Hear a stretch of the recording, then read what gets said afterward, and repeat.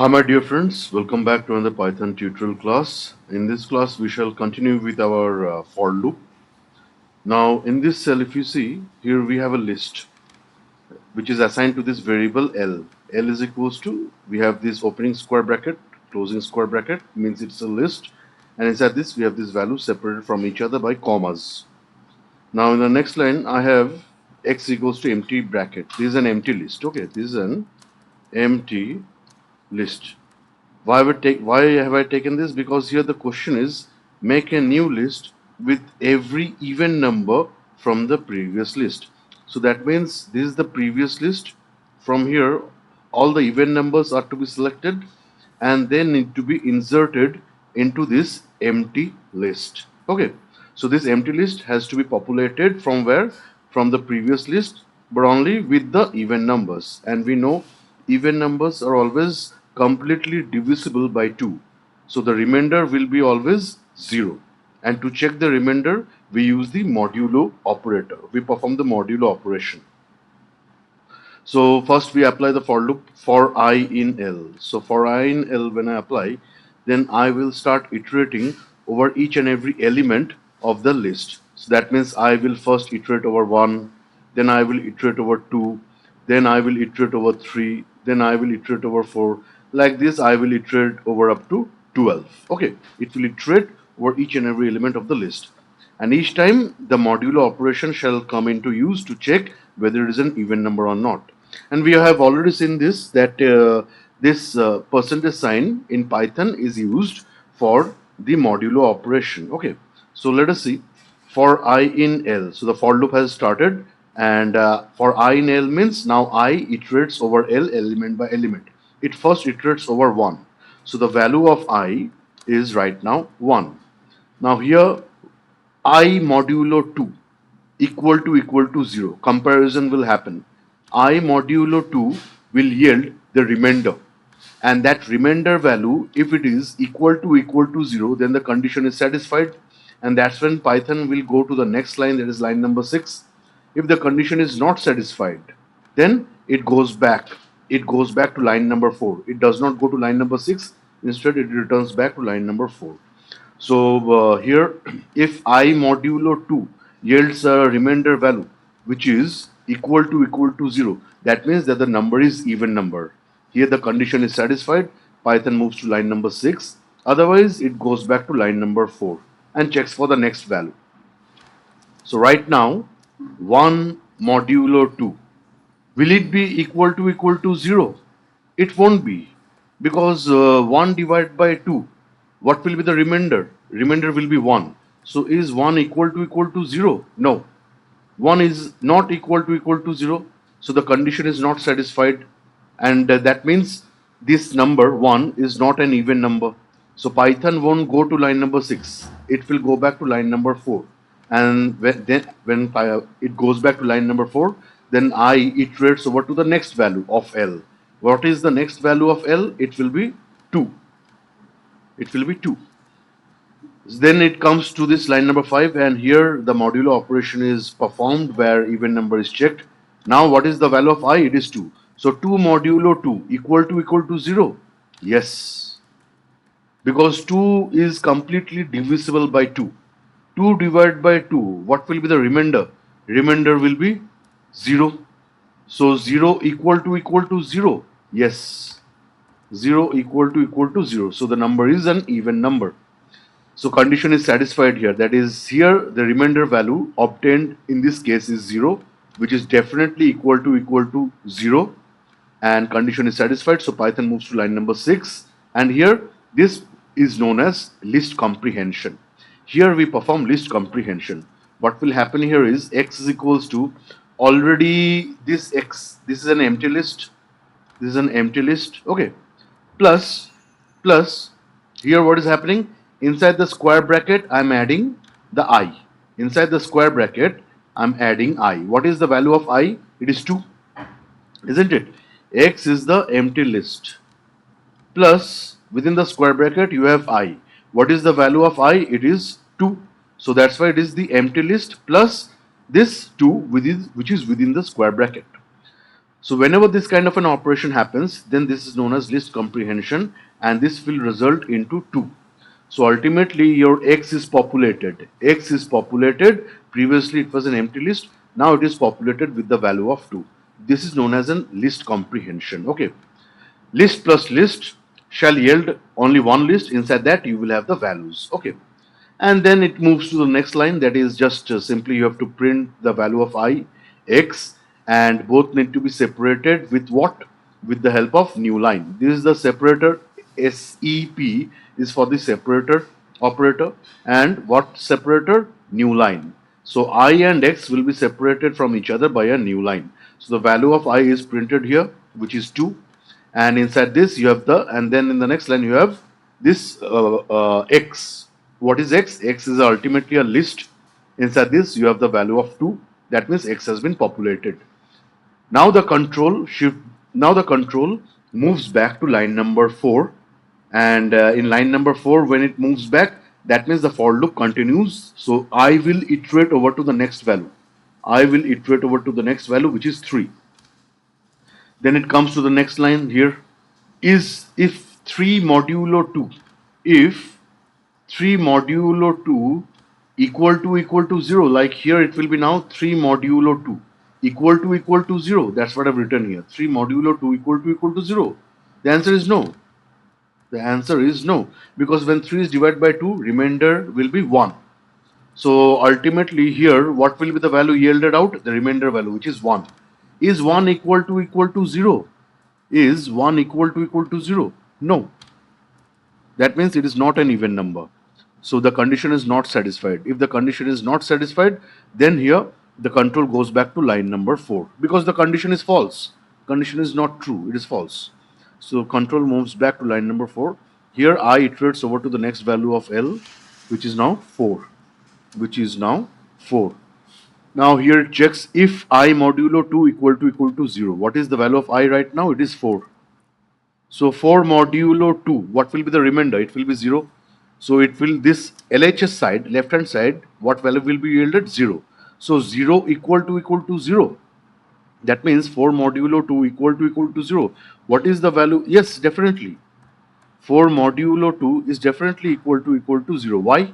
Because 4 modulo 2, it yields what value? The 4 modulo 2, it yields out the remainder value, which is 0. And 0 equal to 0. 0 equal to 0. Definitely yes. So the condition is true here, that yeah, LHS is equals to RHS. So condition is true. Now the control goes to the next line, that is line number 6. And X is equals to X plus I. Now what will happen? Now what will happen? X is already populated with the value of 2. Plus here you have I within square brackets. I within square brackets. What is the value of I right now? It is 4.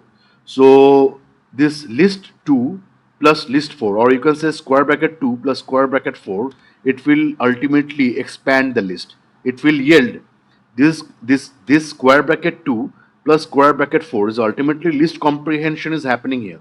This is like a list comprehension. List added with another list. So this will yield only one list, and here it will expand. It will become 2 comma 4. Okay, that's what will be the value of X. So this is the value of X, that is 2 comma 4. A list inside the list. Now print I comma X, and separator is equals to new line. So what will happen? I will be printed, X will be printed, and both of them will be separated from each other by new line. So here you have the value of I, which is 4. Here you have the value of X, which is the list, which is 2 comma 4, and both of them are separated from new line. That is, both of them are at different lines. 4 appears first, in the next line appears the value of X. Okay. In this way, then the control shifts back to line number 4, and there I becomes equals to I iterates over to the next value of L, which is 5. Now here you can easily say if I modulo 2 equal to 0. So what will this yield? I modulo 2 means 5 modulo 2. 5 modulo 2 equal to 0. No, definitely no. Why? Because this 5 modulo 2 will yield a remainder value. 5 divided by 2. 5 divided by 2 will yield the remainder value of 1. So 1 equal to 0. 1 equal to 0. The answer is no. LHS is not equals to RHS, so condition is not satisfied. Therefore, the control won't go to line number 6 because the condition is false. Hence, it will go back to line number 4. And in line number 4, for loop continues and I iterates over to the next value, which is now 6, the value of 6 of L. Now, 6 modulo 2. Here the criteria will be checked. If 6 modulo 2 equal to 0, definitely yes. Definitely yes, because ultimately 6 modulo 2 will yield out a remainder value which is 0. 6 divided by 2, what will be the remainder? 0. So 0 equal to 0. Yes, 0 is definitely equal to 0. Okay. And now the condition is satisfied. LHS equals to RHS. So 6 is an even number. Now the control moves to line number 6 and here list comprehension happens. Why control moves to line number 6? Because the if condition has been satisfied this time. It is true. The condition is true. So the control moves to line number 6. Here list comprehension happens again. Now previously you see, now x is equals to, as we can see, x plus I, where I is within the square bracket. So what is the value of x already? It is 2 comma 4. The value of x here was already 2 comma 4. Plus within square bracket you have the value of I, which is 6. So ultimately this is, you're performing a list comprehension, list with a list. It will yield out only a single list, and inside this the comprehension will happen 2 comma 4 comma 6. Okay. And in the next line you have to print the value of print I comma x comma separator is equals to new line. So I and x, both of them will be printed and both of them will be separated from each other by new line. Here you have the value of I, which is 6, and in the next line you have the value of x, which is 2 comma 4 comma 6. Now in this way you can definitely understand that the control moves back to line number 4. Here the value of I iterates over to the next value of L, which is 7, and we definitely know that in the next line this condition won't be satisfied. If I modulo 2 equal to 0, that is 7 modulo 2 equal to 0. Is it so? It's no. It is not an even number, it is rather an odd number. Why? Because ultimately 7 is not completely divisible by 2. 7 divided by 2 shall give you a remainder of 1.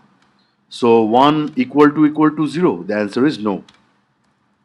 So condition is false, hence the control goes back to line number 4 and for loop continues, that is I iterates over to the next value, which is 8, and this time the condition is satisfied. This time the condition is satisfied. Okay. Yes, because here the remainder is 0. Yes. Now the control comes back, goes to the next line because the condition is true.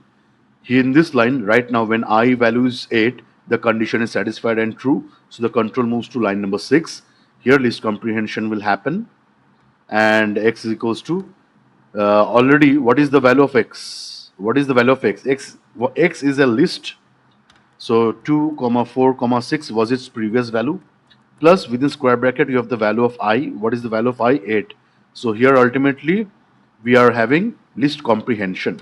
Okay, so this will yield out a single list only where all the values are taken up. Okay, 2 comma 4 comma 6 comma 8. So that will be the value of x, and print I comma x, and here you have the value of I, which is 8, and in the next line you have the value of x, which is a list populated with these values 2 comma 4 comma 6 comma 8. And in similar way we definitely know that in case of 9 the condition is not satisfied. In case of 10 the condition is satisfied. So in the next scenario you will have 2 comma 4 comma 6 comma 8 plus 10. So list comprehension happens here when I value is 10. Condition won't be satisfied when I is 11. Okay. Now condition will be satisfied when I is 12. So in that scenario, this will be 10 plus 12. Because in case of 12, the condition is satisfied. So x equals to 2 comma 4 comma 6 comma 8 comma 10 plus 12 within square bracket. Because for list comprehension, if you remove the bracket, then list comprehension won't happen. It will give you error. Okay. If you want to perform list comprehension, that is list plus list, it will yield out a single list. That is known as list comprehension. Then you have to ensure that if you have a number, it has to be enclosed within the square bracket.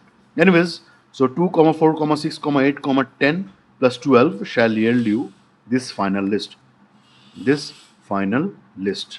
So if you print out, you see here after 8, 10 is printed and the list is further populated as 2, 4, 6, 8, 10, and then finally 12 is also an even number, and here the list is finally populated with 2, 4, 6, 8, 12. 2, 6, 2, 4, 6, 8, 10, 12. Just run this and you will get the same result. Okay. Now, in this cell, that's what I've tried to tell you. Here you have an empty list. Plus, if you have a number, the number has to be enclosed within the square bracket in order to perform list comprehension. So this will ultimately yield out this value of 2 inside a list. Okay. Then further, this list that is within square brackets 2 plus within square brackets 4, if you do, then it will yield out a single list and it will be further enhanced. So it will become 2, 4 inside a single list. A single list will be only populated, generated and then further populated.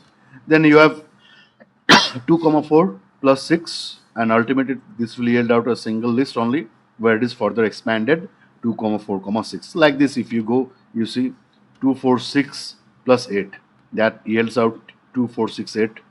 Then 2, 4, 6, 8 plus 10. This will yield out 2, 4, 6, 8, 10 within a single list. And then finally you have 2, 4, 6, 8, 10 plus 12, and this will yield out a single list 2, 4, 6, 8, 10, 12. Okay.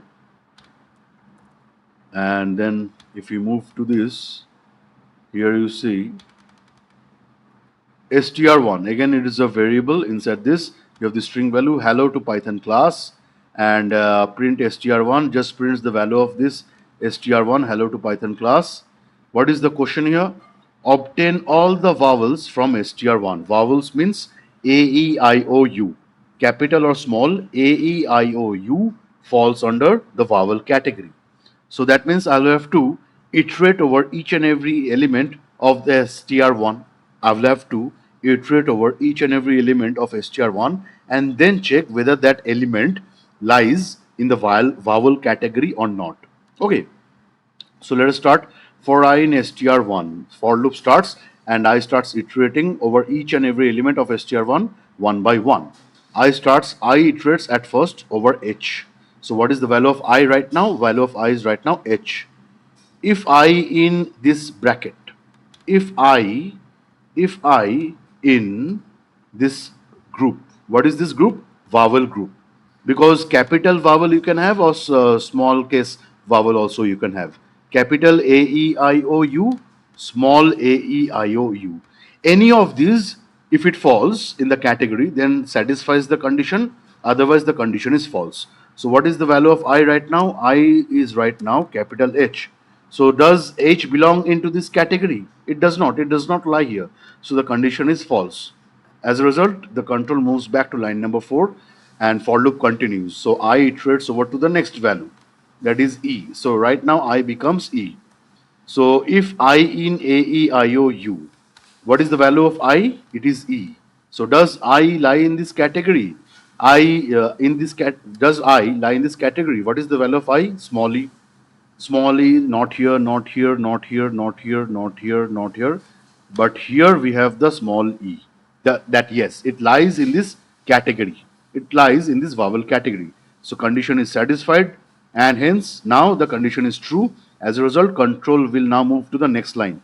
Print I comma end is equals to, and then you have this blank empty string. No space here. So ultimately, first of all, I value will be printed, that is E. Okay. And then control moves back to line number 4 for I in str1. Now I iterates over to the next value, that is L. Now L, does it lie into this category? It doesn't.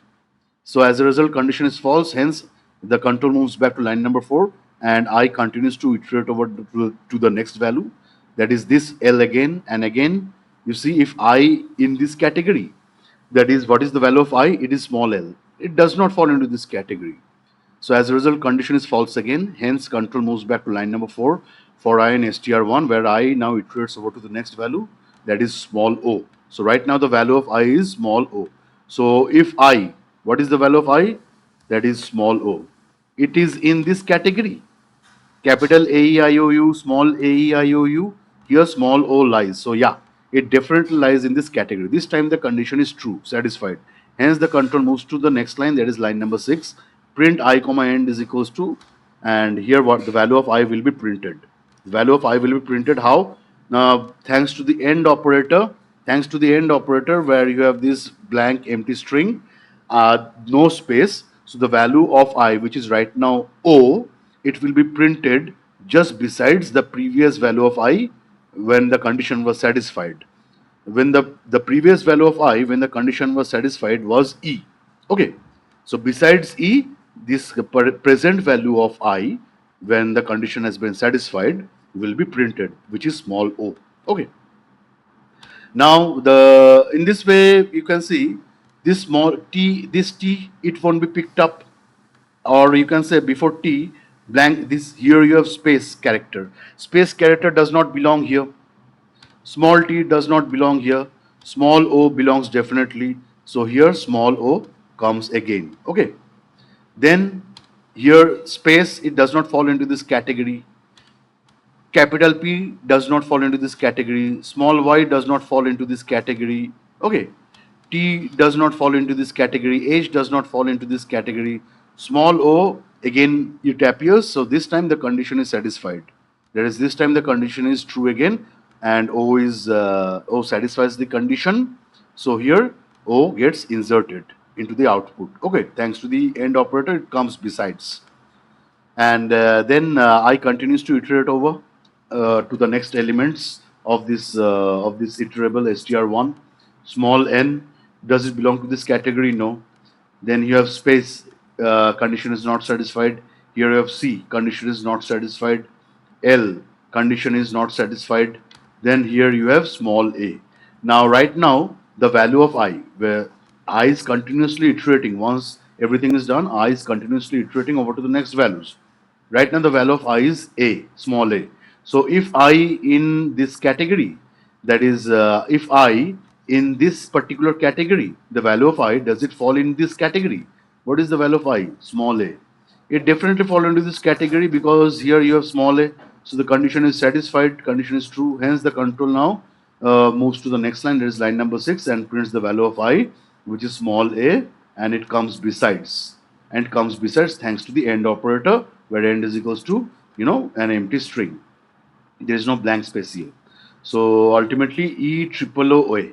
These are the characters which have satisfied the vowel condition. Okay. So just run this, hit shift plus enter. You can hit shift plus enter. Then move to the next one. str1 is equals to hello Python class. And here x is equals to an empty string. Here you have an empty string. What is the question here? Obtain all the values from str1 and keep them in another string x. Okay. So you'll have to obtain all these, you have to obtain all the vowels from str1 and keep them in another string. This is the another string. X is equals to another string, which is a blank empty string. Okay. So already we have seen what are the vowels from str1. E, then O, then O, sorry, this particular O, then here you have this O, and then here you have A. These are the vowel characters from str1. This will be picked up, same logic, you see, same logic I've applied here for I in str1. If I in A, E, I, O, U, then keep on keep on adding those characters to a new string. So x equals to x plus I. What will happen here is that x is equals to, first of all, it is a blank empty string, and when is the condition satisfied? The condition is satisfied when the condition is satisfied when the value of I is E. When the value of I is E. H is not a vowel. Already we have seen it here. So here the condition is false. Then I iterates over to the next value of str1, which is E. Okay. So right now the value of I is nothing but your E. So here here ultimately string addition or concatenation will happen. So blank empty string plus this E will yield out ultimately the value of E only. Okay. So when you print the value of X, the value of X is nothing but your E. Then again here the condition is not satisfied. Yeah, because ultimately it print x. Okay, now this entire thing falls under the for loop, from where to where, from here to here. You see, if you can follow this double colon, after you type the double colon, you have to hit enter, and automatically the line will come up here. Then here, this is also a loop. Again, you have to hit the double colon, and automatically the line will appear here. Okay, so here you have your print x. So after line number 7 is executed, the control goes back to line number 4. Here I iterates over to the next value, which is L. Condition is not satisfied. Then next, condition is not satisfied. Then next, here, that is small o. Here the condition is satisfied. Okay. So right now, what is the value of x? Right now, what is the value of x? It is e. E plus o, or you can say like this, that is internally this will be in a string format. Okay, internally this will be in a string format. So the previous value of x was e, and the previous value of x, it was e. Okay, so x plus I. Currently, what is the value of I? Presently the value of I is small o, because I is continuously iterating over all the elements of the str1 by one. Okay, so e plus o is equals to eo, and when you print x, here you get eo. Here you get eo. Okay, so x this line, the next line, that is line number 7, will be executed after line number 6 has been performed. Okay, then the control moves back to line number 4. So I iterates over to the next value, which is space. Condition is not satisfied. Then I moves over to the next value t. Condition is not satisfied. Then I moves over to the next value, which is small o. Condition is definitely satisfied. So here the condition is satisfied, and as a result, now the control will move inside the if loop. That is to the next line. That is line number 6. X equals to x plus I. Now what was the previous value of x? The previous value of x was eo. Okay. So EO plus what is the value of I? It is O only. It is O only, that is this particular O. Okay. So EO plus O is equals to EOO. This is the next value of X, which is printed here. EOO. Okay. So here you print X. Then the control goes back to line number 4. For loop continues. That is, I keeps on iterating. Condition is false. Condition is false. False. False. False. Here the condition is true, because I right now has iterated over O. Okay. So I is nothing but O again, because it is continuously iterating. It has come across O again. So condition is true here, satisfied. Hence the control moves over to the next line. It is control. Since the if condition is true, now the control gets inside the if condition. That is into line number 6. X equals to x plus I. What is the present value of x? It is EOO plus O, and it yields E triple O. And after this, line number 7 is executed. So here you have E triple O. Okay. Then the control moves back to line number 4, and when it moves to line number 4, then for loop continues. That is, I continues to iterate over to the next values. I iterates over to n. Condition is not satisfied when I is n. When I is n, so if I in this category, if I, which is the value, what is the value of I? It is n. Does it lie? Because in operator I'm using, in operator checks whether the value of I lies inside this range or category or not. So the value of I, which is n, it does not lie here, so the condition is false. So control moves back to line number 4, and I continues to iterate over to the next value, which is space character. Condition is false. I moves over to the next value C. Condition is false. I moves over to the next value, which is L. When I is L, here it checks again. If I in this range, that is, if I it in, that is, lies inside this range, that is inside this category. What is the value of I? It is right now L. It does not lie into this category, the value of I, so the condition is false. So the control moves back to line number 4, and the for loop continues, where I iterates over to the next value, which is small a. So right now I is small a. So if I in, that means the value of I lies, if the value of I lies inside this range. So what is the value of I right now? It is small a.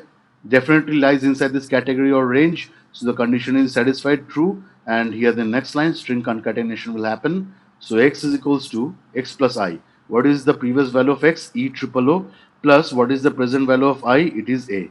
So ultimately this will yield E triple O A. And condition in the next line, 7, line number 7 is executed. Print x. So the value of x is E triple O A. And after that, the for loop continues. After this, again the control goes back to line number 4, and for loop continues because I move iterates over to the next value, which is small s. Condition is false.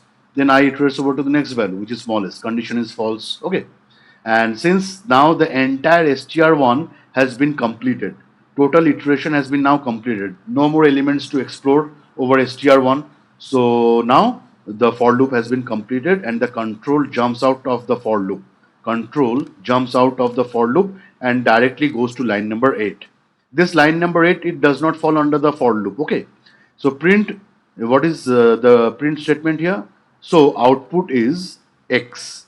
So here it appears. So output is then x. What is the value of x here? That's what will be printed here. E triple O A. Okay. So just run this. Then in the next line, str1 is equals to hello to Python class. Then after this, you have some characters which are not alphabets. Is this an alphabet? No. This is an alphabet? No. This is an alphabet? No. Not an alphabet, not an alphabet, not an alphabet. Okay. So here the same condition, like here I've initialized x as an empty string. X as an empty string. What is the question here? Obtain all the consonants from str1 and keep them in another string x. Consonant means consonants. What are consonants? The non-vowels are the consonants. The alphabets which do not fall in the vowel category, the alphabets which do not fall into the vowel category, those alphabets are your consonants. Okay. So I again apply the same thing for I in str1. Now here, after for I in str1, that is I will keep on iterating over str1 element by element. Here also the same condition I've given here. If I not in the, okay, I will explain you. First of all, line number 4, for I in str1, then give this double colon and then hit enter. Okay. And Python will automatically take you to line number 5. Here I'm giving another condition. If I dot is alpha. I hope you remember this function is alpha. Is alpha is that function which checks whether the character is an alphabet or not. If the character is an alphabet, then this if condition, it will be satisfied, it will be true, and the control will move inside the if loop. That is, control will move to the next line, which is line number 6. And if the condition is not satisfied here, that is, if the value of I is not an alphabet, is alpha checks whether the value is an alphabet or not. Whose value? The value of I. Okay. And to access any function or method inside a Python, you have to use the dot operator. So if I dot is alpha, this will check the value of I whether it is an alphabet or not. If it is not an alphabet, then condition is not satisfied, condition is not true, so the control will move back to line number 4. Okay. Anyways, when this condition is true, that is yes, I is at least an alphabet. The value of I is at least now an alphabet. Now we can check whether the value of I, which is an alphabet, lies in the vowel category or in the consonant category. Okay. Already we have seen that if I in this category, what is this category? A, E, I, O, U caps, A, E, I, O, U small. If I in this category, then that is a vowel category. And if I want to check the reverse, that is not a vowel, rather for consonant, then here you have another operator, not, and together we have to use not in operator. Okay, we have previously seen in operator. Now we can now we can go for the not in operator. So definitely, if the value of I, which will be definitely an alphabet, after it has been checked via this condition, then only it moves to the next line. Here definitely I will be an alphabet. If I not in, that is the value of I does not lie in this category, that means it is not a vowel. And if it is not a vowel, definitely that alphabet will be a consonant. Then the condition is satisfied. Here, if not in condition is true, that means the condition is satisfied, condition is true. and the control moves over to the next line, that is line number 7. Like for example, capital H, it does not fall. Capital H, not in. Capital H, not in this range. Yeah, true. Condition is true. Condition is satisfied. Capital H does not lie in this range. So hence the control moves over to the next line because the previous line condition, this condition has been satisfied as true. So x equals to x plus I. Okay. So let us just see it very quickly. For I in str1, what is the value of I? It is capital H. If I dot is alpha, what is the value of I? Capital H. Is it an alphabet? Is it an alphabet? It is checked by this function. Yes, it is an alphabet. Okay, capital H is definitely an alphabet. Now, what is if I not in? If I not in this category, what is the value of I? Capital H. So capital H not into this, not in this category? Yes, it is true. Capital H does not lie into this category. So the condition overall here is true, that capital H does not belong to this category. It is not in this category. It is not in this range. So condition is true, satisfied. Hence the control moves over to the next line, and here string concatenation happens. That means ultimately capital H is nothing but your consonant. So x equals to H. X equals to, first it was this blank empty string plus H. So that yields capital H only. Okay. This is a string only. This is please a string. Don't forget. Everything right now is in string. And after this line has been executed, so see, under the for loop, this entire thing lies. Okay. Under the for loop, at first you have this thing. Under this thing, you have this thing as well as this thing. And under this if condition, which is the last condition, you have only this particular thing. Okay. So this is what we are talking about, nested looping. Now, then I iterates over to the next value of str1, which is small e. Small e is definitely an alphabet. Okay, because here I is what? I is small e, and is alpha will check whether this small e is an alphabet or not. It is definitely an alphabet, so the condition is satisfied. Condition is true. So as a result, the control now moves over to the next line. That is goes inside the if loop and encounters this if condition. If this condition, what is this condition here? If I not in this category, what is the value of I here right now? The value of I here is small e. So it checks small e not in this category. Is it true? Small e does not belong to this category. Small e definitely belongs to this category. Okay, small e definitely belongs to this category. So the condition is false here. What I'm checking? Not in. Not in means does not lie here. So does not lie here. Small e does not lie here. No, false. Small e does lie here. So the condition is, in this case is false. Condition is not true. It is not satisfied. Hence the control will move back to line number 4. The control won't go to line number 7 because here this particular if condition has not been satisfied. It is not true. So the control, instead of going to line number 7, goes back to line number 4. Okay. Then I iterates over to the next value, which is small l. So in this case, I is small l, and condition is satisfied because if I dot is alpha, here the value of I is here the value of I is small l. Is alpha checks whether it is an alphabet or not. It is definitely an alphabet. Condition is satisfied. If small I, if I not in this category, if I not in this category or not in this range, what is the value of I? It is small l. So small l not in. That is small l does not lie in this range, in this category. True, small l does not lie into this category. Small l not in this category. Small l not in this range. That means small l does not lie into this range. So the condition is true. It does not belong to this group. That's what not in is used for, to check with that it is not in the group. So condition is satisfied. Now the control moves to the next line. That is line number 7. So what was the previous value of x? It was h. I'm not giving the single quotes. Okay, h plus small l is equals to capital HL. Okay, you can I think imagine. Okay, let me give it single quotes. All right, here also it will be single quotes HL. Okay, and then after this step has been executed, then the control moves over to the line number 4 again. because for loop is not yet completed, it has to be continued. I continues to iterate over to the next value. Here again I is small l. So definitely we have already seen, if I dot is alpha, it checks the value of I, it is an alphabet or not. Definitely small l is an alphabet.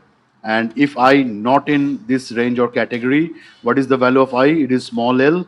It is not in this category. The value of I is not in this category, not in this range.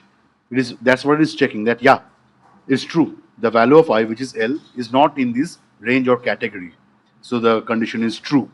And hence the control moves to the next line. And here again string concatenation will happen. So what was the previous value of X? The previous value of X was HL. HL plus L is equals to HLL. Okay. Now will the now when we come to this scenario, when then will this condition be satisfied? Because now the control moves back to line number 4 again, and I moves or iterates over to the next value, which is small o. Small o is definitely an alphabet, but here the condition is false because small o does belong to this range, does lie in this range. Not in is not satisfied, rather it is in. Rather it is in this time, into this range or into this category. Condition is false, so the control does not move to line number 7.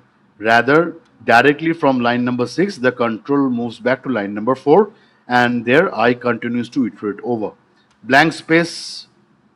Now here you have blank space. Okay. I has iterated over to the next value. What is the value of I right now? It is your blank space. It checks if I dot is alpha. Is alpha will check whether the value of I is an alphabet or not. Blank space, is it an alphabet? Blank space is not an alphabet. So here the condition is false. So the control moves. If the condition is false, then the control can't move any forward. Rather, the control will move back to the for loop. So the control moves back to the for loop condition here. And here I then iterates over to the next value, which is small t. T is definitely an alphabet, and T is not in this category. T is not in this category. Condition is satisfied here, and hence what will happen? Here basically HLL will be your concatenated with T, and ultimately you will have HLLT. Okay. And then the control moves back to line number 4 again, and for loop continues. I iterates over to the next value, small o, and small o is definitely small o. It is in this category. Small o, it is in this category. So the condition is false here, and hence the control can't move any forward. Rather, moves back to the for loop. And then I become space character.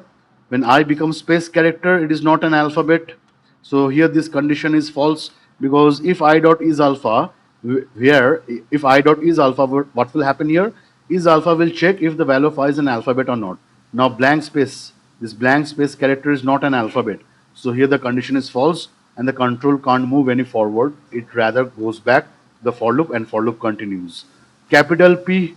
So here you have capital P, it is not in this range. Capital P, first of all, capital P, first of all, it is definitely an alphabet. Condition is satisfied. So the control is able to move forward. That is inside this if condition, where it encounters another if condition. If I not in this range. So what is the value of I? Capital P. Capital P does not belong to this category. Capital P is not in this range. Capital P does not belong to this range. True. Capital P is not in this range. Capital P does not belong to this category. So condition is satisfied here. Not in. Not in is satisfied here. So the control moves to the next line, and here further string concatenation happens. So HLLT plus capital P will equals to HLLT plus small capital P. So in this way, all the consonants will be picked up. You can see here H, L, L, T, P, Y, then T, H, N, then C, L, S, S. Can you find out any kind of vowel here in this output? There are no vowels in this output. Okay. In this way, your loop continues. So in this way, all the consonants will be picked up, and they will be concatenated. Okay. And after this S is encountered, S is a consonant, this S is a consonant. Okay, conditions are satisfied in those two S. Here A is a vowel. In this scenario, this particular condition won't be satisfied. So line number 7 won't be executed. Rather, from here, control moves back to line number 4. Okay.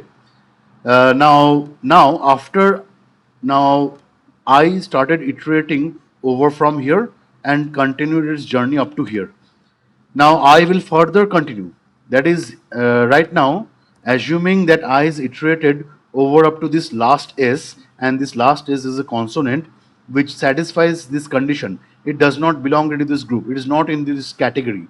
So as a result, here concatenation will happen with the x, with s. Concatenation will happen. So h l l t p n s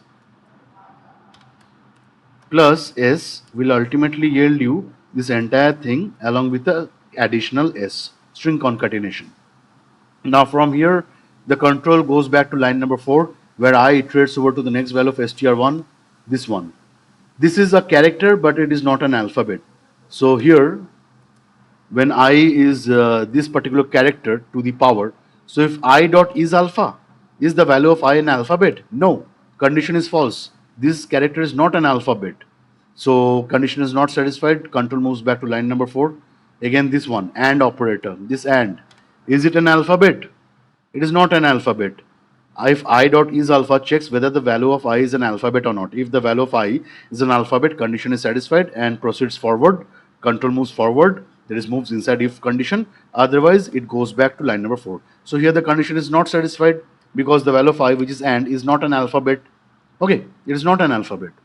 Same kind of scenario happens with this, and this.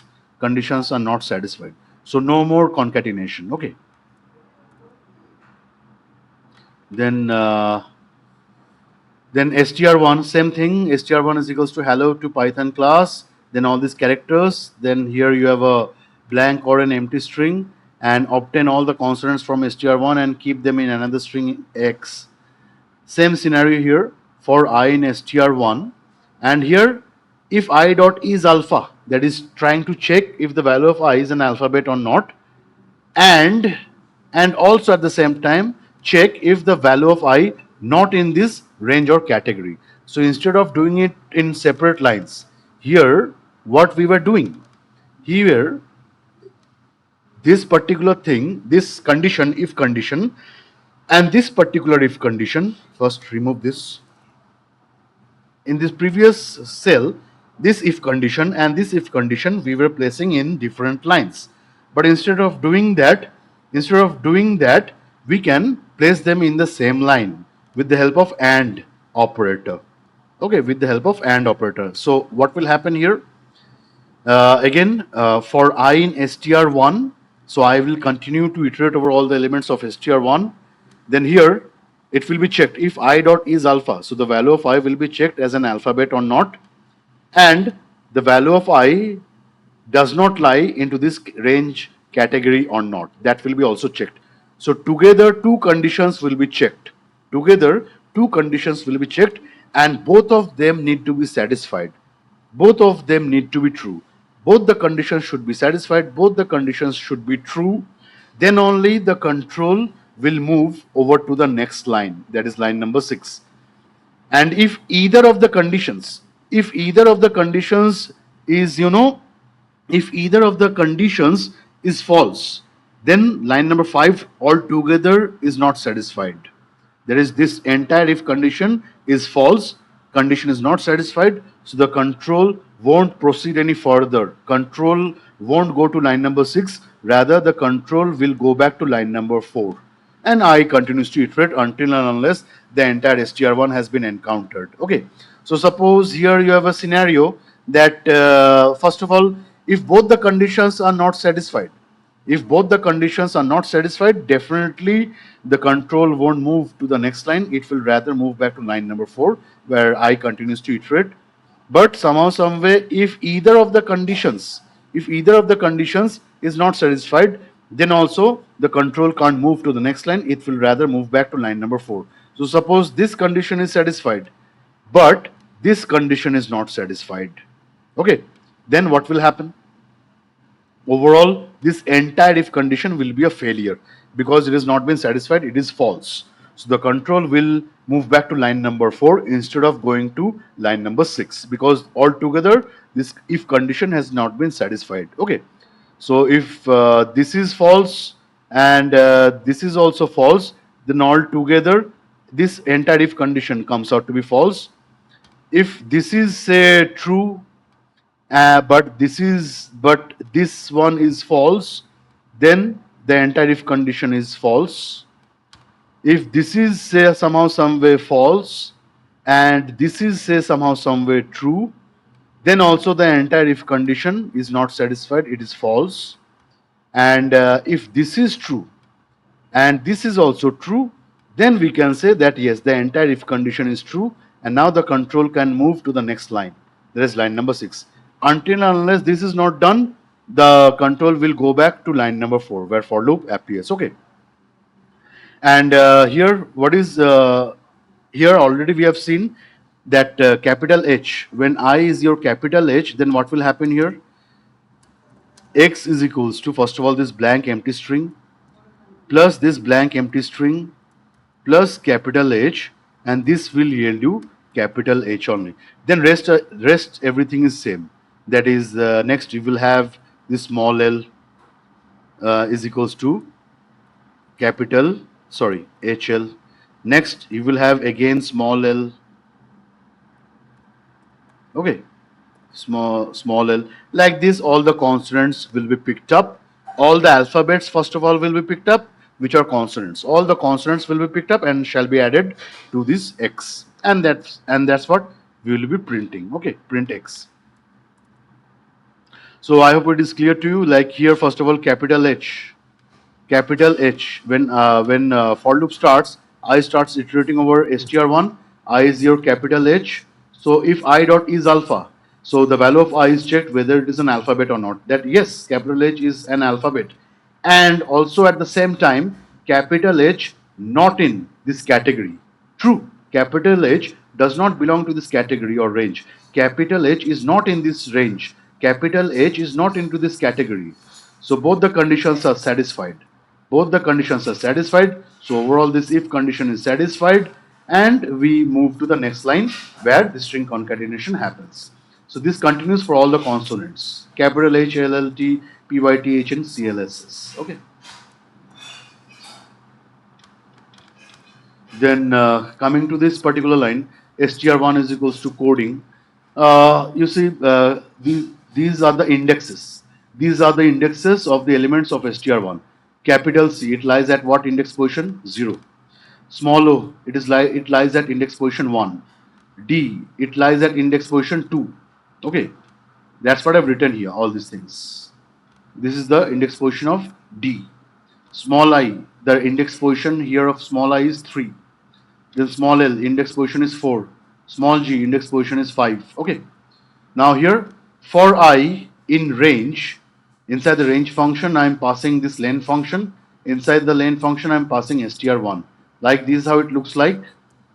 For I in range, inside range function, I am passing len function. Len function is used to compute the length. So I will have to pass whose length? str1's length. Okay. Then give a double colon, hit enter, comes to the next line. Print I. Print I, comma, print I, comma, str1 I. Okay. So what I'm trying to do here is, you see, first of all, let us check for this len of str1. What will happen here? Len of str1. Length of str1. What is the length of str1? How many elements it has got? 1, 2, 3, 4, 5, 6. 6.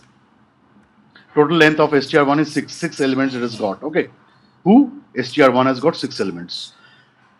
I will now, so ultimately what happens?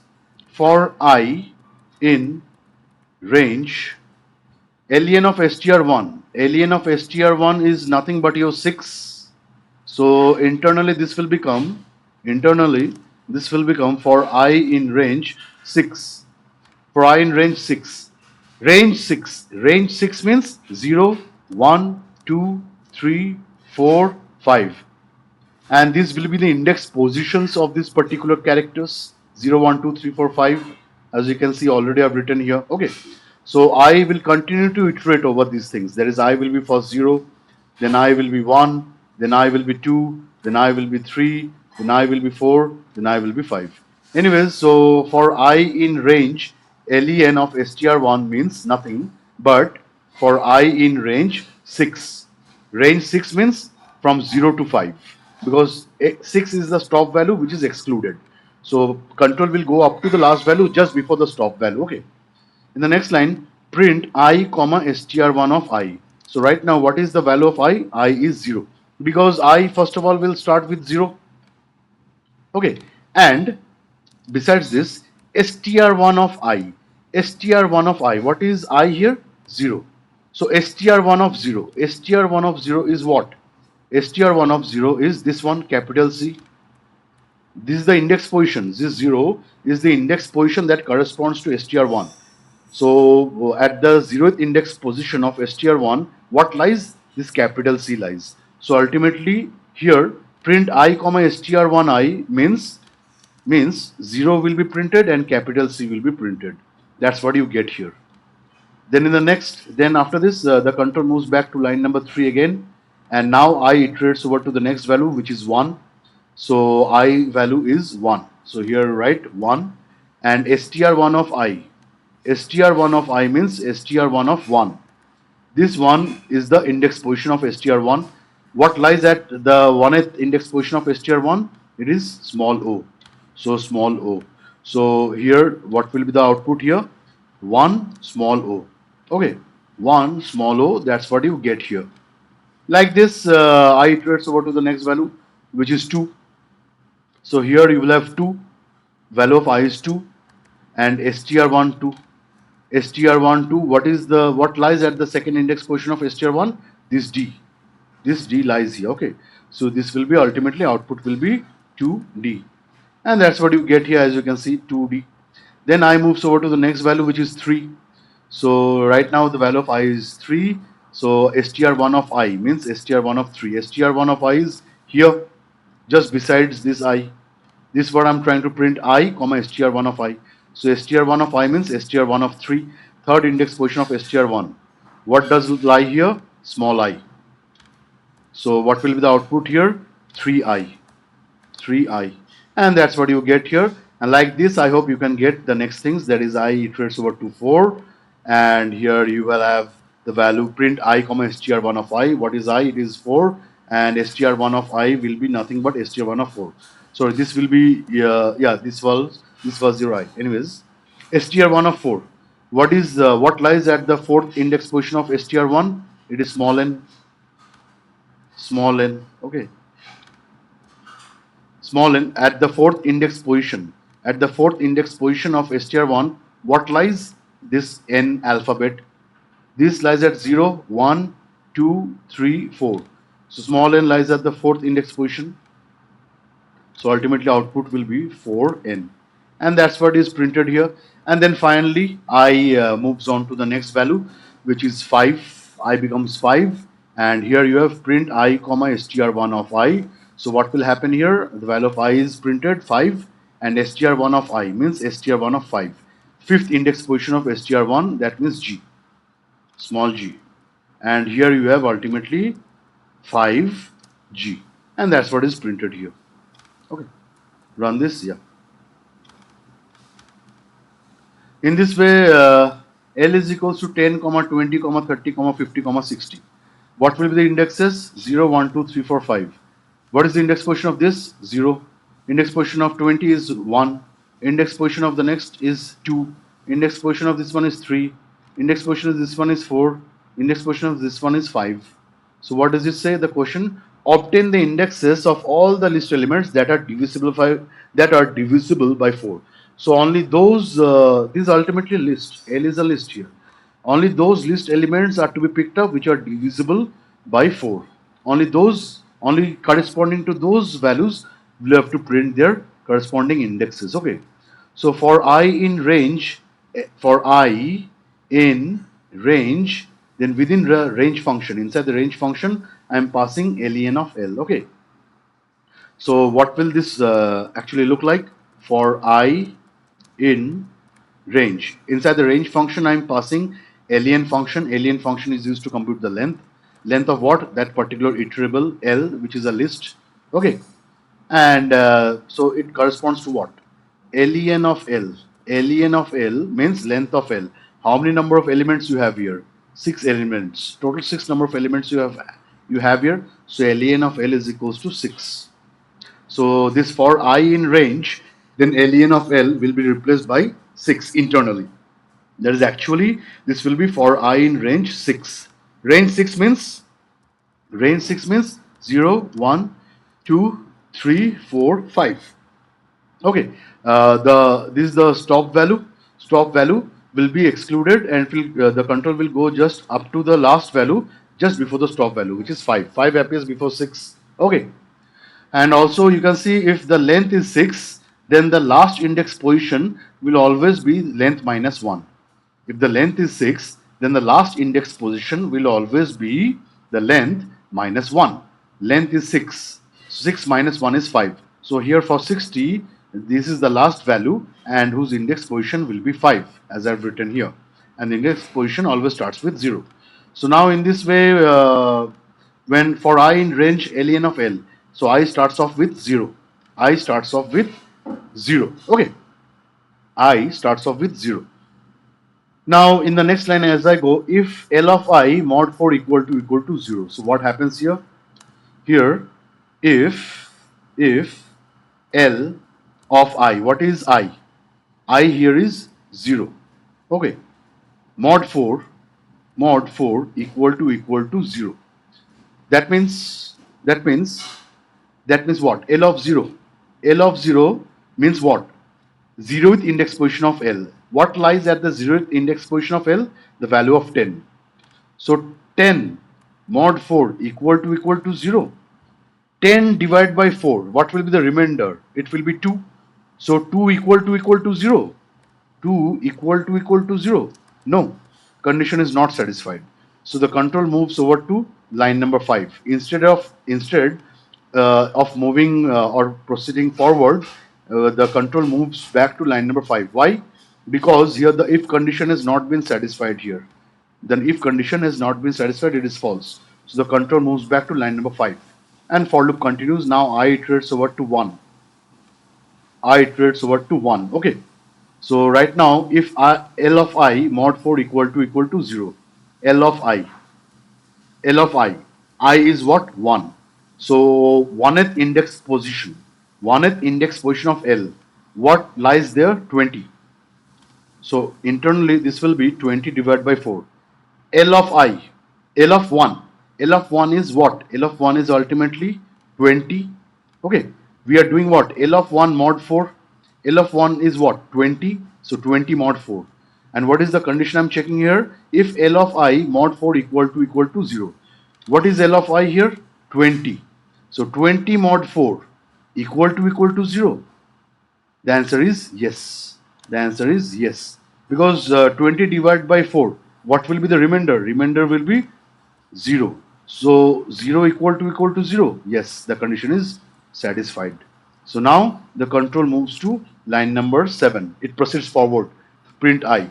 What is the value of I? It is 1. There's the index position. Okay, I is iterating over the index positions. Then the control moves back to line number 5. In line number 5, you see for I in range ln of L. Now I iterates over to the next value, which is 2.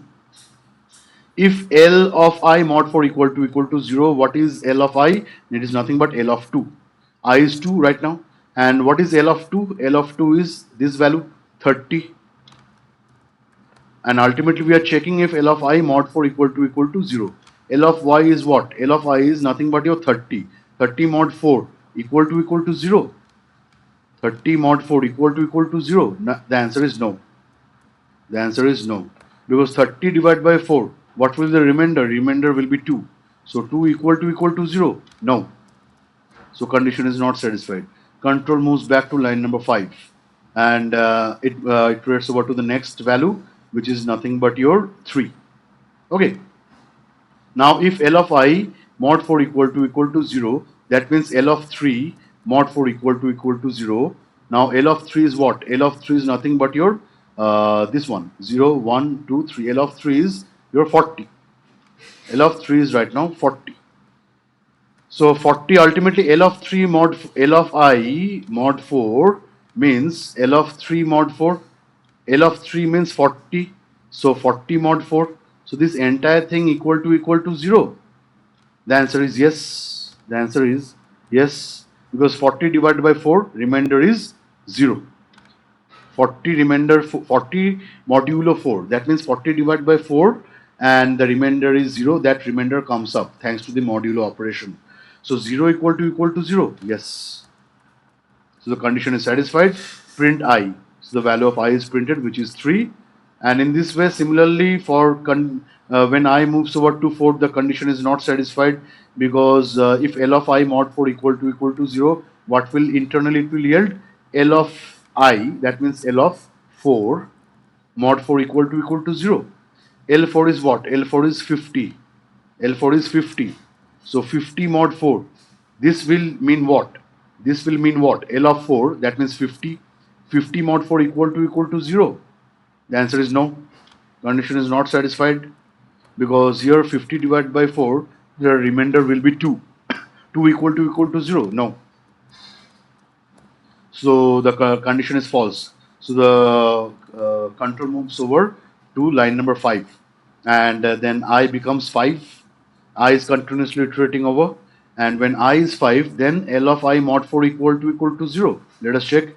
L of I will become what? L of 5, because I is right now 5. If L of 5 mod 4 equal to 0, for that we need to get the L of 5 value. What is L of 5 value? Fifth index position of L. What value lies there? 60. 60 will be picked up and will be placed instead of L of I, where L of I is your L of 5, and L of 5 means 60. Okay, 60 mod 4 equal to 0. Yes, because 60 divided by 4, what is the 60 divided by 4? The remainder is 0. That remainder will come up here. That remainder will come up here, and that will be compared with the right hand side 0. 0 equal to 0. The answer is yes. And if you run this, you get all these indexes 1, 3, 5. So at index positions 1, 3, 5, the values present inside L are completely divisible by 4. Okay. Then moving on to the next, str1 is equals to penny paints purple pots with pastel patterns. This is a very famous proverb that we have here. So it is trying to check. What I'm trying to do here is just print the index positions of all the p's. Okay. Now, to find out the index position, we have the index function. This we have seen in our previous Python classes. That is string methods and string functions. Index method or index function is a string method or string function. Okay. So print str1 dot index p. Now, what does this index method does? If you remember, it shall give you the index position of the first occurrence of the character from left to right of the string. Okay. Now, what I'm trying to search over here, the index position of p. So here, the index position of p is 0. That's what is printed here. Okay. Where index method will first of all trying to find out the first occurrence of p from left to right of the string. So from left to right of the string, this is where we have the first occurrence of p, and its corresponding index position is 0. That's what will be printed. Then in the next line, print str1 dot index, and here I'm giving p comma 2. P comma 2. What is this? This is the start index. Okay. So index method will start looking for the character p from the second index position. That means from here. The journey won't begin from here, that is from 0th index position or 1th index position. That's not from where the index method will start its journey. Index method will start its journey from the second index position, because that's what I've specified here. Start index. That start looking for start looking for the first occurrence of the character p from left to right of the string, but you must begin your search from the second index position. So index method begins its journey from the second index position. and it will look for the first occurrence of the character P from the left right of the string. So from here it goes, and here. This is the first P that it encounters, and this will be at index position number 6. And that's what we get here, index position number 6. Okay. Then in the next here you have print str1 dot index p comma 7, p comma 7. That means from the 7th index position. From the 7th index position, now the index method will start its journey. That is, it will start looking for the character P. It will start looking for the first occurrence of character P from left right of the string, but starting from the 7th index position, that is from here. Okay, so this will start looking for the first occurrence of the character P from left right of the string, but it will begin its journey from the 7th index position. So previously all these things will be ignored. Okay, so from here it starts looking, from here, and here it gets. Here it basically gets. Okay. So starting from the 7th index position, the index method has been able to find out the first occurrence of the character P from left right of the string at the 13th index position. At the 13th index position. Then here print str1.index P comma 13, start looking for the character P. Start looking for the character P, or first occurrence. Start looking for the first occurrence of the character P from the left right of the string, but begin your journey from the 13th index position. Okay, so here you have the 13th index position 0, then here 6, and here the 13. Here only it got. Okay. In this way, now start looking for the first occurrence of character P from left right of the string, but from begin your journey from the 15th index position. 15th index position means this one. So from here, the index method will start looking for the first occurrence of character P from left right of the string from the 15th index position. It gets the P at 16th index position only. First occurrence of P it obtains at 16th index position. Here you have 16. Okay. And then print str1 dot index P comma 20 comma 28. This I have taught you already. Print str1 dot index P comma 20 comma 28. 20 is the start index, 28 is the stop index. Stop index is always excluded. So this will actually go from 20 to 27. Okay, just let me give a hash here for commenting. So in reality, the range will be from 20 to 27 because top value, which is 28, is excluded. So right from 20 to 27, it will look for the first occurrence of character P from left right of the string. Okay, so 20 means this was here, I think 16, isn't it? So 17, 18, 19, and 20. So from 20 to 27, already it has found out the first occurrence of character P from left right of the string at 20th index position. The first occurrence will be only taken into consideration, which is at 20th index, and that's what we get here. And here I have extended the range 20, 29. That means here the actual range will be from 20 to 28. The stop value, last value 29 is excluded. So it will look from 20 to 28. Now from 20 to 28 again it finds out the first occurrence of character P occurring from left right of the string occurring at index position number 20, and that's what it gives here. Okay. Now instead of doing this with the help of index method, we can also apply the for loop here. So the same here the same proverb we have: penny paints purple pots with pastel patterns. Obtain the indexes of all the p's. So what I do here, for I in range len, that is length of str1.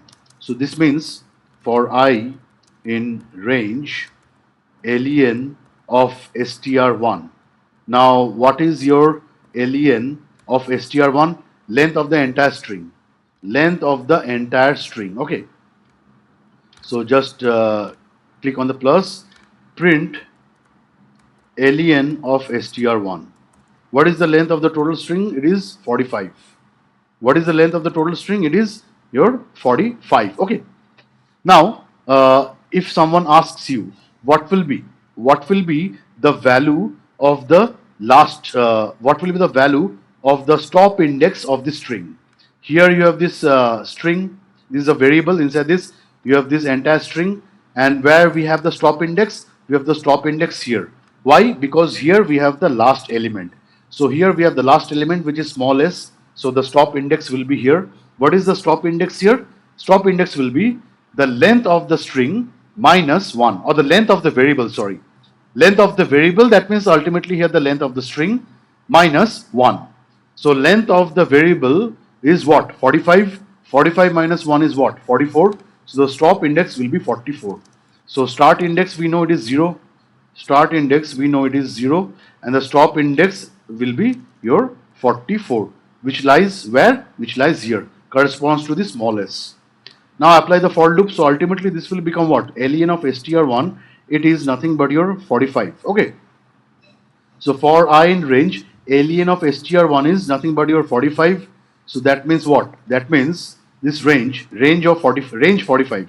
Range 45 internally means it will go from 0, 1, 2, 3, 4, dot dot dot up to 44, because stop value here, the stop value 45 is excluded. In range the stop value is excluded. Okay. And it will go, the control will go just before the stop value. Just before the stop value we have 44. 44 is the value which lies just before 45. So here the value of I, it will iterate over 0, 1, 2, 3, 4, dot dot dot up to 44. Okay. And continuously shall be checked up. So I starts its journey. I starts its journey from 0. I iterates, for loop starts.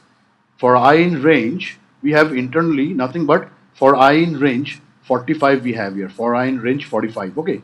So I will iterate over 0, then 1, then 2. So I begin its journey by iterating over 0. Right now the value of I is 0. Right now the value of I is 0. Okay. In the next line it goes, if str1i equal to p. That means if I use the hash here, str1, what is the value of I? 0. Is it equal to small p? Is it so? What is str1 of 0? str1 of 0 is this small p. So small p equal to small p. The answer is yes. Condition is satisfied. So this if condition is true, hence the control moves over to the next line, line number 7, prints the value of I, which is nothing but 0, which is the index position. Okay. Then it goes, the control moves back to line number 5, and here it sees, control moves back to line number 5, and here now I iterates over to the next value, that is 1. I iterates over to the next value, which is 1. So I is right now 1. So if str1i equal to p, what is str1 of I? str1 of I will be str1 of 1. I is 1, isn't it? So str1 of 1 is nothing but your small e. So small e equal to p? No, condition is not satisfied. Even for small n also, the condition when the control moves back to line number 5, I iterates over to the next value, which is 2. So if str1i equal to p, str1i means str1 of 2. Right now the value of I is 2. So str1 of 2, second index position of str1, which is n, small n. Okay, small n equals to your small p. No, condition is not satisfied. So the control does not proceed forward, moves back to line number 5, and here this small n is taken into consideration, which is false, isn't it? Then this small y is taken into consideration, which will be false. Space character taken into consideration, which will be false. Now I iterates over to 6. I is continuously iterating. At 0 the condition was satisfied, but at 1 not, at 2 not, at 3 not, at 4 not, at 5 also the condition is not satisfied. Now I is iterated over to 6. So the value of I is 6. So if str1 of I equal to p, what is str1 of I here? str1 of I means the value of I is 6. So str1 of 6 equals to p. What is str1 of 6? str1 of 6 means at the 6th index position of str1, which is this small p. So small p equal to p. Yes, condition is true.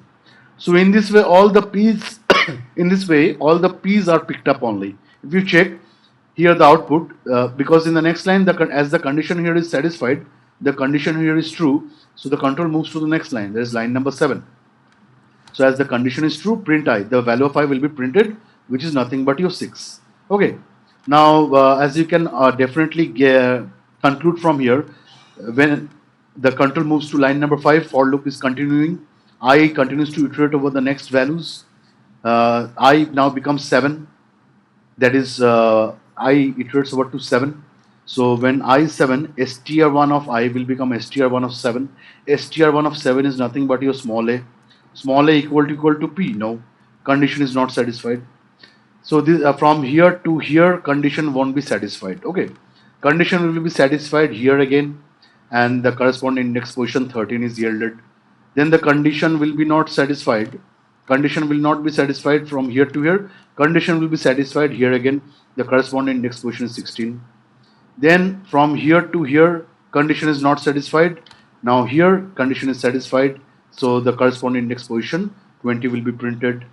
Then from here to here, here to here, up to here, condition is it satisfied? No, condition won't be satisfied because I will be successively iterating over these elements one by one. And correspondingly, those are the index positions which are taken into str1 and shall be checked as the value of str1, which will be compared with small p. Condition will be satisfied up to here, but here the condition is satisfied and the corresponding index position 30 is printed. Then again from here to here condition is not satisfied and I continues to iterate. I continues to iterate and iterates over up to here. That is at this particular index position, which will be 37. Here the condition will be satisfied, and as the condition is satisfied, that is when I is 37. When I is when I is basically your 37, then here if str1 of I equals to p, str1 of I means str1 of 37 because the value of I right now is 37. So str1 of 37 shall be picked up, which is nothing but your this small p. So small p equal to p, because ultimately this is the condition that is checked. If str1 of I equal to p, so internally str1 of I will be str1 of 37 and internally str1 of 37 means nothing but the value which lies at index position 37 of str1, which is small p. So that's what will be taken up and will be substituted here in place of this, and then shall be compared with this small p. So small p equals to p, the answer is yes. And the corresponding index position 37, that is because here the condition is satisfied here, true. So control moves to the next line, line number 7, print I. So the value of I will be printed, which is your 37. And as you can see here, analyze the next couple of, starting from here till up to the end. No, actually it went up to here, no, up to P. Then I will iterate over here from here. There is 38. I will iterate over to 38. I will iterate over to 39, 40, 41, 42, 43, 44. From 38 to 44, the condition won't be satisfied. From 38 to 44, the condition won't be satisfied. So hence we get all these index positions. Hence we get all these index positions of character P only, which are 0, 6, 13, 16, 20, 30 and 37. Okay. In same way, you can go and try for the character E also. Like for example, like here, for example, str1 is equals to penny paints purple pots with pastel patterns. Okay, same string, same variable. Question is different. Obtain the indexes of all the E's. Obtain the indexes of all the E's. So that means now I am interested in character E. Previously I was interested in character P. Previously I was interested in alphabet P. Now I'm interested in alphabet E. So nothing, your entire coding, the entire code will remain the same. The only thing is in the comparison factor. In the comparison factor, instead of small p, you will have to give small e here. Okay, just because here I am going to here I will have to check and compare only for the character e, not for the character p. So entire code is the same. Entire code is the same. Only instead of p, you will just write here small e, and you will continuously check for the character e. Wherever the condition satisfied, wherever in the LHS you have character E, and as a result this character E on the LHS will be equal to character E on the RHS, condition is satisfied, so the corresponding index position of that particular character E will be printed, which is here you see 1. At one index position you have E, then 18, then 18. Here, I think this will be 6, 7, 8, 9, 10, 11, 12, 13, 14, 15, 16, 17, 18. Yeah, at this index position you have character E. Okay, the next is 34. 34 means basically at this index position character E matches, condition satisfied. And then this character E, it lies at 41th index position. Here also this particular condition will be satisfied, because here str1 str1, and within I, what you have here, str1 of I will be what? The value of I. Suppose I is iterated and iterated over up to 41. Okay, so here I will be 41, equal to small e. How to check that? Str1 41 value will be picked up. Str1 41 value will be picked up, which is nothing but E. That is what value lies at the 41th index position of str1. It is small e. Equal to this LHSE, equal to this RHSE. The answer is yes. And correspondingly the index position 41 will be printed. Okay, it will be printed. Then here it is a very simple task. L is equals to, here you have a list. Here you have a list 1, 2, 3, 4, 5, 6, 7, 8, 9, 10, 11, 12. And now, what is the question here?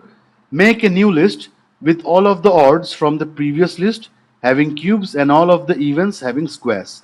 Make a new list. You'll have to make a new list with all the odds from the previous list having cubes. That is, from this previous list, you will have to pick up all the odd numbers and then cube them, and if the numbers obtained from this previous list are all even numbers, then you will have to square them. That's what is written here. Make a new list with all of the odds from the previous list having cubes and all of the evens having squares. So if you have odd numbers from this particular list, then they should be cubed. Otherwise, if you have even numbers, then they should be squared. So again, you take an empty list. X equals to, here you have an empty list. Then for I in range, len of L. Now you see, if I write here print len of L, what is the length here? 6, because ultimately, sorry, this has not been executed. Now if you execute 12, okay, 12 elements. How many elements you have got inside this variable L? 12 elements. This is a list. This is a list having 12 numbers from 1, 2, 3, 4, 5, 6, 7, 8, 9, 10, 11, 12. Okay. And what is my output requirement? 1, 4, 1, 4, 27, 16, 125, 36, 343. All these things are required. So first of all, you create an empty list. X equals to these empty brackets, empty square brackets. For I in range, len of L. Sorry. For I in range, len of L. Here what will happen? For I in range, len of L. Already we have seen what is the length of L. It is 12. So that means here range 12 means from 0, 1, 2, 3, 4, 5, 6, 7, 8, 9, 10 and 11. Stop value is 12. This will be excluded. Range 12 means internally it will be from 0 to 11. So the I will iterate from 0 to 11. Okay. So for loop has started here. For I in range len of L means for I in range 12, that means it will iterate over from 0 to 11. Give a double colon and hit enter. Now check. If L of I mod 2 equal to 0. So what will happen here internally? L of I, that means L of 0. Because I write, just the for loop has started and I is iterated over 0. The value of I is 0. So if L of I mod 2 equal to 0, if a number is completely divisible by 2, that is an even number. Completely divisible means remainder will be 0. And for that remainder value, we use the modulo operation. Okay. Otherwise, if the number is not completely divisible by 2, then it is an odd number. If the number is completely divisible by 2, that means the remainder is 0. That is an even number. Otherwise, if the number is not completely divisible by 2, that means the remainder is not 0. That means it will be an odd number. Now I is 0. So L of 0 mod 2 equal to 0. Is it so, the condition? Let us see. What, first of all, internally L of 0 will be picked up at 0th index position of L. What value you have? 1. 1 mod 2 equal to 0. Equal to 0. The condition is false. 1 is completely divisible by 2. That means the remainder will be 0. No. 1 divided by 2, what will be the remainder? 1 divided by 2, what will be the remainder? It will be 1 only. So 1 equal to 0. No. Condition is false. Because 1 ultimately here what is happening? Modulo operation is happening. 1 modulo 2 means 1 divided by 2 first of all will be done internally. So 1 divided by 2, what will be the remainder? It will be 1. That value of 1 will come up here. That value of 1 will be replacing this one. That means remainder 1 will replace this. That means remainder 1 will be replacing this. So now what it stands out? Now it stands out if 1 equal to 0. Answer is no, condition is false, condition is not satisfied, condition is not true. As a result, it goes, the control from line number 7 does not go to line number 8. Only if line number 7 is satisfied, that is this if condition is satisfied, then only inside the f whatever you will have that will be executed. Otherwise the control directly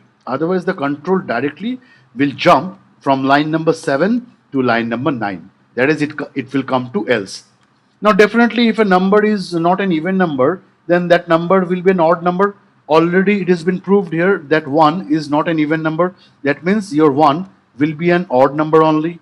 So x is equals to x plus, then within the square bracket what I've written is x equals to x plus, within the square bracket, L of I to the power 3, exponent operation I'm doing here. Okay, so what will this yield? This will basically yield, what is x? X is your empty list. So first of all the empty list will come here, plus then within the square bracket, because ultimately guys I'm doing here list comprehension. Odd numbers will be cubed and will be put up here. Even numbers will be squared and will be put up here in the same list. So all of them have to be put up in the same list. I have to do list comprehension. So now what is L of I? L of I is nothing but your L of 0. L of I is nothing but your L of 0.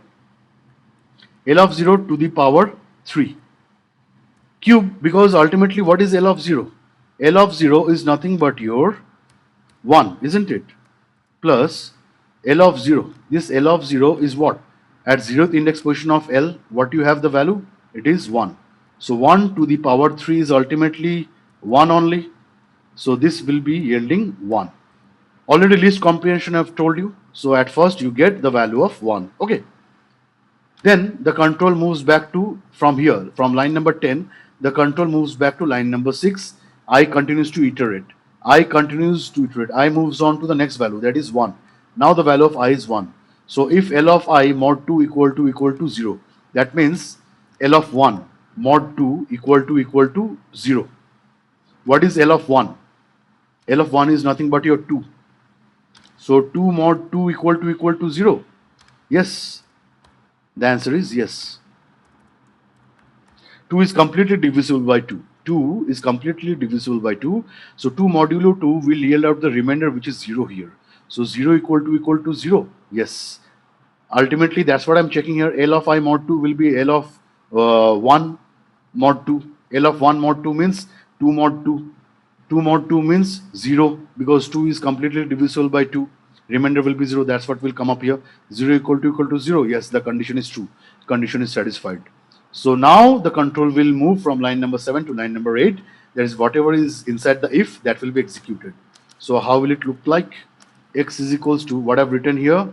X plus, within square brackets, L of I whole to the power 2. Within the square brackets, L of I whole to the power 2. So x is equals to x plus L of I whole to the power 2. This will be an even number. Previously it was an odd number, hence it got cubed. Now we have an even number that will be squared. So is equals to, what is the value of x? Right now the last value of x will be picked up, which is 1, plus L of I. L of I is nothing but your L of 1 to the power 2 is equals to 1 plus L of 1. L of 1 is what? L of 1 already we have checked here. L of 1 is nothing but your 2. So that 2 will come up here. So 2 to the power 2 It is nothing but your 4. So ultimately you will have here 1 plus 4. That means 1 comma 4. Okay. In this way, all the cubes and squares will be taken up, guys. Okay, let me show you a few more. Now as because here the if condition has been satisfied, the control goes to line number 8, and from here it goes back to line number 6, because else it won't go to else statement will be executed only if the if condition is not satisfied.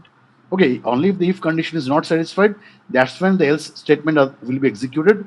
Otherwise, directly from here the control will go back to the line number 6. Okay, because here the if condition is satisfied, so else won't be executed. Else does not satisfy in this, else does not appear only in this context.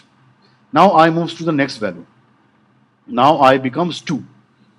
So if I becomes 2, if L of I mod 2 equal to 0, that means L of 2 mod 2 equal to 0.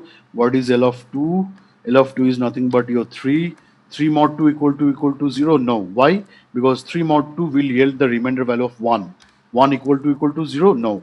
So that means your 3 is an odd number. So here the if condition is not satisfied. So the control won't go to line number 8. Directly it goes to else. Inside this else, the whatever is there, that will be executed inside the else. Whatever I've given, that will be executed. List comprehension is happening here only. So here ultimately what will happen? X is equals to x plus, what was the last value of x? The last value of x was this one, 1 comma 4. So 1 comma 4 plus, within square brackets you have here, what do you have here? L of I means L of 2. L of 2 means 2. L of 2 means 3. Sorry, L of 2 means 3. Already we have seen that.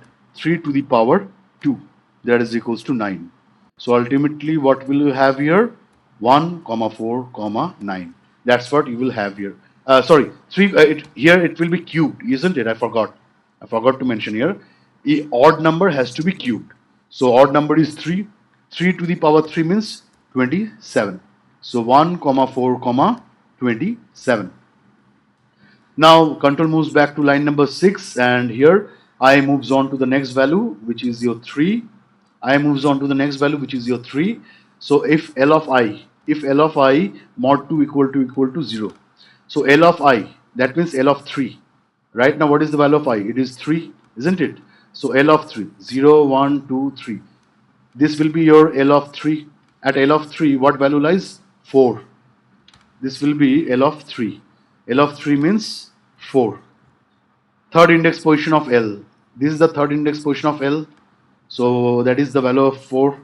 4 completely divisible by 2? Yes. 4 modulo 2 equal to 0? Yes. So line number 7 is satisfied, if condition is satisfied. So the control moves inside the if loop. There is the inside the if condition, and whatever is there inside the if condition, that will be executed. So x is equals to, what was the previous value of x? First of all, x is equals to x. This will be the previous value of x. What was the previous value of x? 1 4 27. So 1 4 27. And here the if condition has been satisfied, means the number is an even number, so it has to be squared. It is what? 4 to the power 2, because ultimately L of I is what here? L of 3 is what? L of 3 is nothing but your 4. So 4 to the power 2, that means it is equals to 16. And list comprehension happens. That means it will be ultimately this list 1 comma 4 comma 27 plus this list where inside you have 16. That is your 1 comma 4 comma 27 plus this list where inside you have 16. So list comprehension 1 comma 4 comma 27 comma 16. Okay. In this way, the rest of the things will be taken up. Okay. Wherever if condition is not satisfied, then it goes to else, and the number will be cubed because that will be an odd number. Wherever the if condition is satisfied, there the else won't be executed. And if else is not executed, then line number 10 won't also be executed. Rather, line number 8 will be executed. There you have the even number which will be squared. And already you can see from here, 5 will be cubed, 6 will be squared, 7 will be cubed, 8 will be squared, 9 will be cubed, 10 will be squared, 11 will be cubed, 12 will be squared. Okay. So if you run this, all these values you get.